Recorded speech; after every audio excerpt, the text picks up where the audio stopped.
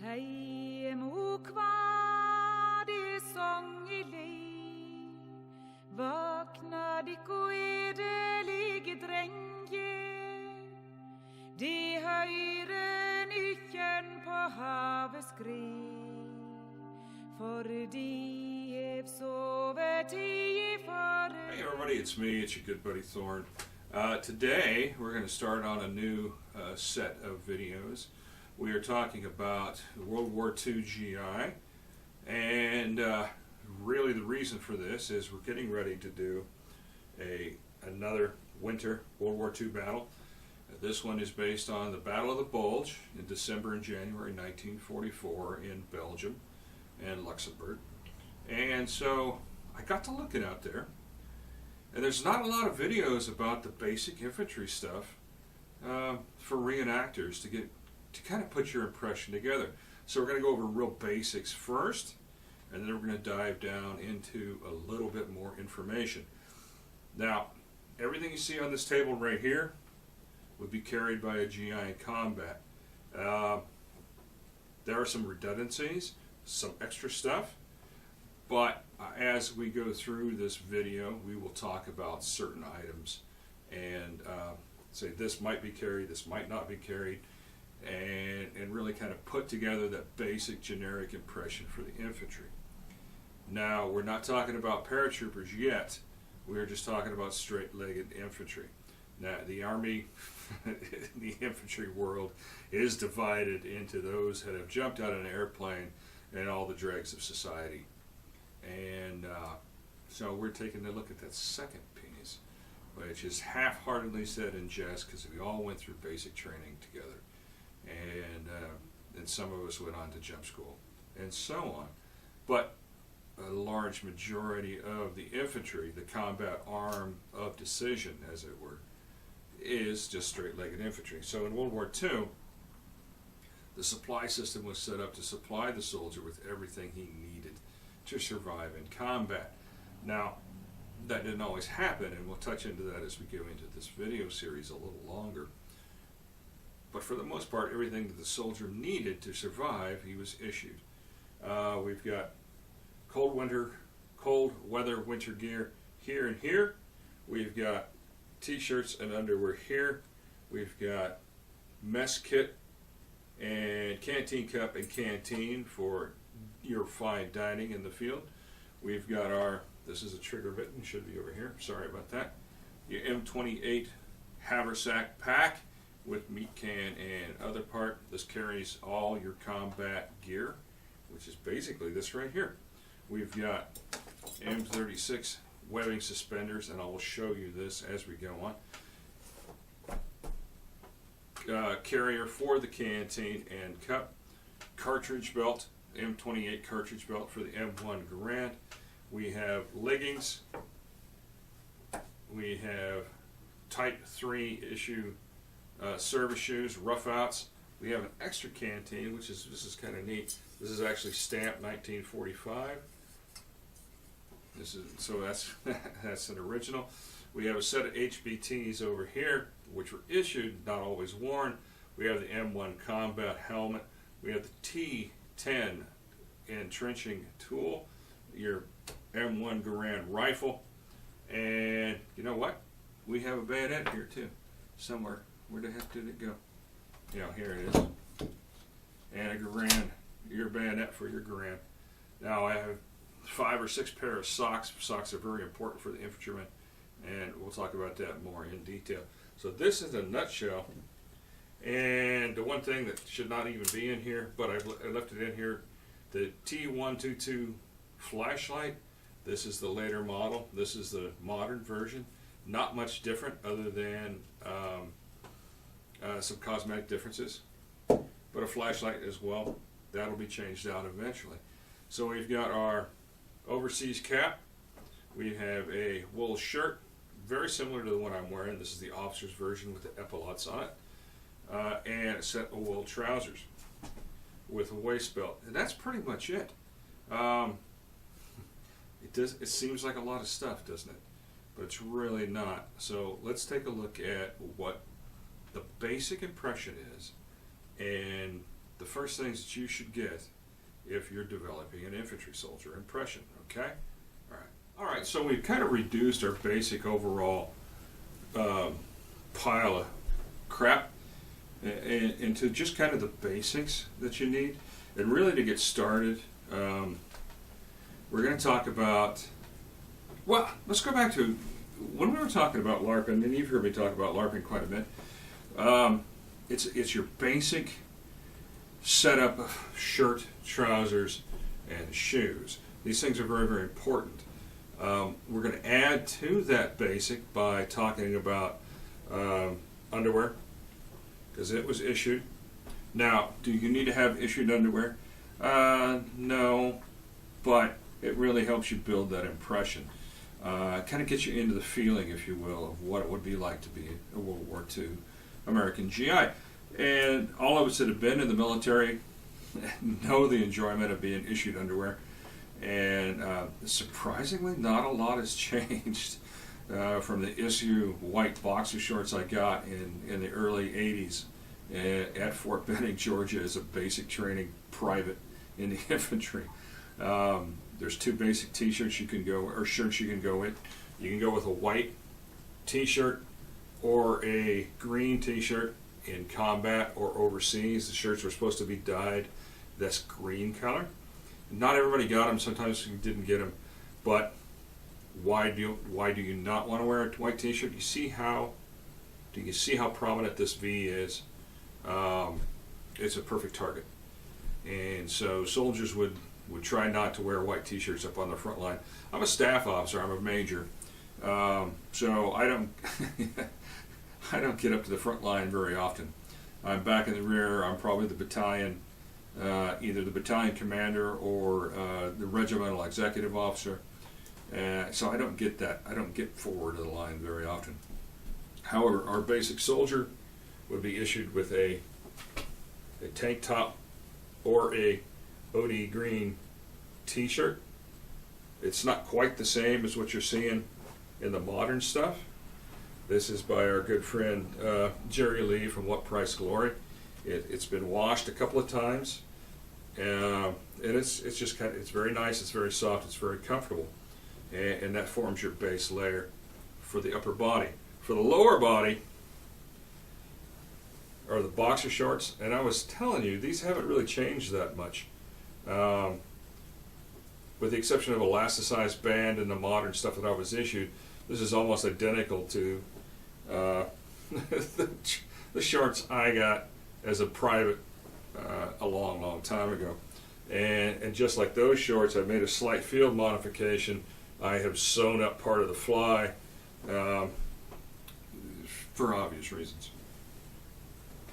The fly, at least what I found, the fly has a tendency to allow you to be free of any obstruction, which is fine, I guess, except for when you're in the barracks room wandering around in your underwear and your wieners hanging out. So I have some of those up a little bit. Maybe you have a different experience.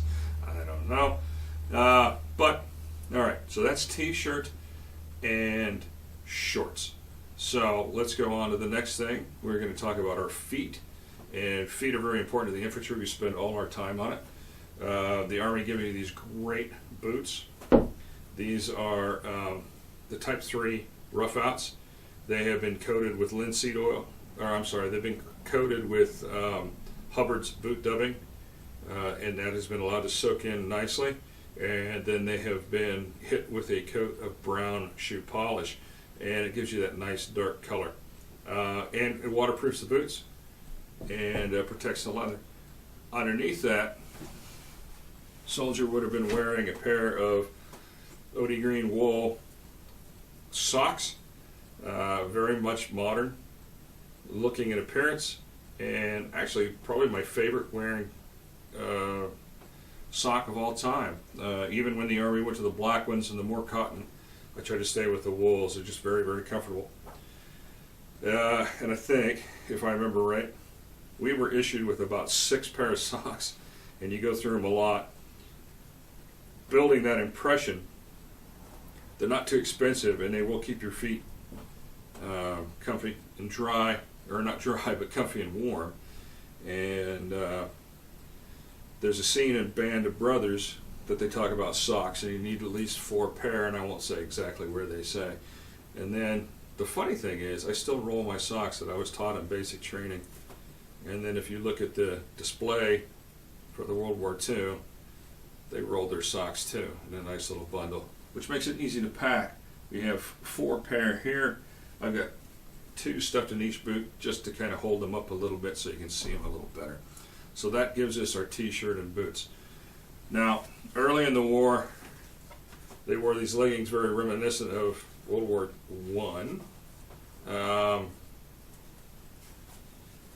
And in 43, they came up with a new set of boots to get rid of this, because it takes a while to get all this stuff on, the boots and the leggings. Once you do get them on, it's relatively difficult to get it off in a hurry. And one of the most important things, if you're living in the field, is to keep your feet okay. You need to take your boots off, you need to dry your feet out, you need to dry your socks out, you need to dry your boots interior out. If you don't do that, trench foot sets in, and that's immersion foot. Your foot gets rotted and you're out of the line. The 28th Division, Infantry Division in the Hurtgen Forest, saw an increase in foot-related injuries due to trench foot or immersion foot, primarily because they weren't changing their socks. They didn't have time, it was wet all the time, they didn't have the appropriate equipment, etc., etc. In the Battle of the Bulge, this is after the Hurtgen Forest, the 28th was pulled out of there, sent back into the Ardennes in a quiet area of the line. Once again, you see an increase in foot-related injuries due to soldiers not keeping their feet dry. As a leader, that's one of your responsibilities. Make sure they're changing their socks. Make sure they're massaging their feet. Make sure that, as a commander, you're getting socks up to the front line. There's reports a lot of times that they came up with the chow. So, very, very important. So let's go on to the next piece. All right, just give me a second. All right, so we got Manny here. He's wearing our tank top. Like I said, this could have been a t-shirt style in either this OD or in the white. And over the top of this, well, he has his identification tags on. This is kind of the early style chain. These are my modern dog tags that I wear. I do have a set of World War II dog tags that I keep on another set of chains. There were different chains available, but I do like this one. It's just a little different. We're going to wear the overseas style cap, and this one does have a parachute infantry, the early war badge on it. On his head, centered above the eyes, about 2 fingers up, and at a rakish tilt for the airborne. A regular infantry guy for like the 110th Regiment would have been wearing the same style of cap without the parachutist badge or flash on there, and probably with regimental crest, one of the hats. It's nice to have. You should have some kind of headgear on your head when you're outside as a soldier. It could be this, it could be the Jeep cap, which we'll talk about in a little bit. But you need to have your head covered. And if you're not wearing that, the helmet, the Jeep cap, I highly recommend, or the A4 mechanics hat, it's just a wool cap. And I'll show you my version a version of the Jeep cap here in a little bit. Over top of this, the soldier will be wearing this M37 shirt, or the later M41 type shirt. The version we have here is from at the front. It is a 37, and it has a Screaming Eagle patch on it for the 101st. This is kind of a rare version of the patch. It has a white tongue. There was different tongues. Get Mark Bando's books, and if you really want to do 101st, there's a whole bunch of patches, information on that. And over the top, he'd be putting this shirt on, and let me show you. Now we see Emmanuel here. He's kind of got a little bit of a mustache and beard going. You need to shave there, young man. So he's got his shirt on, and you can see this kind of gives you that really good look as a soldier. It's nice. It's got a a really high wool content, so it's a little scratchy, which makes the t-shirt okay. Over the top of this, in garrison, he'd been wearing a khaki or a black tie early in the war, went to khaki later. You can wear the tie in the field if you're in Patton's troops, but it's not seen very often. But we're going to show you what it looks like anyway, okay? So, and after a little bit of a struggle trying to remember how to tie a tie on somebody else, Manny has his tie on. And if you're wearing the field service coat, the Class A jacket, if you will, then it was worn untucked without the shirt or without the coat. It was worn tucked into the second button, like that. Hi, Cinnamon. The waist belt is a webbing waist belt in a khaki with a brass tip. Enlisted soldiers, which I'm wearing the enlisted buckle here, and the officers wore a brass buckle. And it's pretty straightforward. This is an at the front belt. You can buy them in a set that comes with the buckle. But the buckle, the buckle is the same one that the Army uses today. The belt's a little different, but really the buckle's the same. And then the last part of the basic uniform is the trousers. And as you can see, they're slightly different shade than the shirt. Ironically, the Army's going back to the same color. And as you can see, the soldier is ready to go. So the next little piece, we'll talk about some of the other equipment. Basic uniform, right? Shirt, trousers, boots. Depending on what time period you're looking at. We're looking at later war. We're looking at M43, the Model 43 combat service shoe, the buckle boot. This is the earlier version one with the leggings. Both are seen in 44, a late issue to some of the regiments and units. Were really based on where they were at in the battlefield. The 101st would have got the latest equipment. 28th Infantry Division got not quite as quick an issue, but photographs, and we'll take a look at photographic evidence here after a bit, that you really see more 43s being worn in the Battle of the Bulge than service shoes. Your rear echelon areas, maybe your field artillery units, your transportation units and the like, would probably still have some of the older stuff. Regiments that have gotten a large resupply of men in reinforcements would see a lot more newer stuff in the line, as those privates were getting the brand new stuff and then heading up to the unit. So, all right, that is your basic uniform. This is what you need to first purchase when you start being a World War II reenactor. Trousers, waist belt, shirt, boots. And then, you know what, let's take a look at those 43s real quick, and then we'll go on to... Okay, and these are the 1943 service shoe, combat service shoe. This is what's known as the buckle boot for obvious reasons. These are brand new pair of boots from Jerry Lee at What Price Glory. They're pretty nice. These are what at the front, and they're probably about 15 years old. The only thing that's been done with these is they've been hit with a heavy coat of dubbing, Hubbard's boot dubbing. That has been allowed to soak in for a couple days. It has been wiped off, and this boot has been hit with one coat of brown polish just to finish the boot out.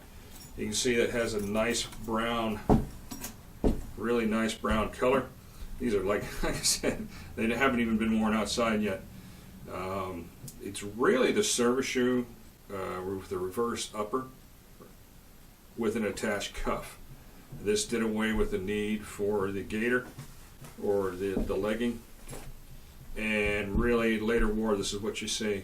So I first recommend that you get a pair of these because it will really help you during the later war, which seems to most events, and then get another pair, get a pair of leggings and service shoes later. But then again, it really depends on what unit you're doing and what your established group already has. If all they do is leggings, and low boots go with that. The 82nd, 101st at Market Garden were all wearing 43s. Very few jump boots because they were saving those for later. And your basic infantry in 44, 45, the end of the war, this is what they were wearing. This is what was being issued. A very comfortable boot. It's a little faster to put it on and take off than that. Your soldiers would have seen this, and even in the great movie Band of Brothers, this is what the 101st is wearing. So, especially at Bastogne and Market Garden. So, that kind of does it for our basic uniform and equipment. If you have any questions, drop me a line. There's a lot of information out there. But I didn't see a video that talked about basic infantry equipment. So our next video is going to be on all the rest of this crap. And this is geared towards putting together that 28th Infantry Division impression for the Battle of the Bulge. We're looking at the Iron R Platoon or Company K of the 110th Infantry Regiment, and based on photographs we're going to put together a impression for that, and everything you see here is what he's going to be carrying. Alright, catch me on the next one. It should be out in a day or two. We'll see you. Carry on.